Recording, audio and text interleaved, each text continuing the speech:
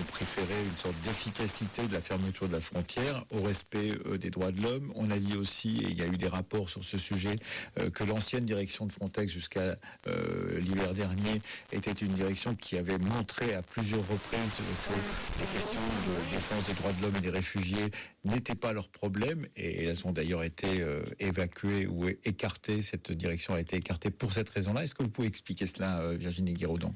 Alors, juste pour rappeler brièvement, c'est quoi Frontex ? C'est une agence européenne. Ce n'est pas un département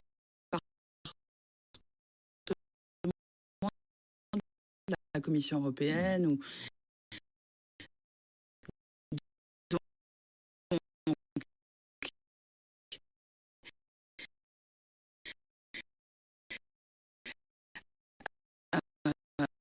grosso modo, on dit souvent c'est le bras armé de l'Europe pour la question des migrants. Oui, mais il faut comprendre, ça veut dire qu'au quotidien, il y a un conseil d'administration qui élit le directeur, etc. C'est installé à Varsovie. À Varsovie. Ce conseil d'administration, ce sont des représentants des États membres et 2 représentants de la Commission. Point.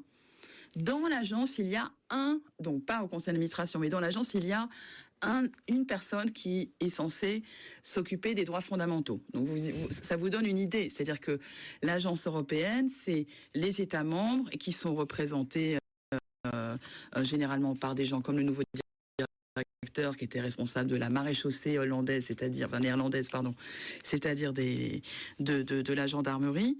Donc c'est vraiment une agence qui est plutôt et qui suit tout à fait les États membres. Les consignes de sécurité. Alors, ce qui s'est passé, par contre, c'est que l'agence a énormément grandi. Elle est fondée en 2004 et formée en 2016. Elle a le plus gros budget de toutes les agences européennes. Et effectivement, son directeur, qui est français, l'ancien directeur Leggeri, était très idéologique, très politique dans ses déclarations. Il a fait des choses, par exemple, il a dit que la commission était droit de l'homiste, un mot qu'on connaît bien en France depuis Sarkozy, je crois. Donc bon, il n'a pas été très fin, mais surtout, ce qu'il y a en Europe, c'est qu'il y a quand même malgré tout des garde-fous. Alors les premiers, c'était les journalistes, je tiens à le dire, parce que nous sommes à la radio, il y a une journaliste sur ce plateau, dont des consortiums de journalistes qui ont essayé de documenter les pushbacks. Ensuite, la Cour des comptes européenne, qui a fait un audit. Ensuite, l'OLAF, l'Office de lutte contre la fraude.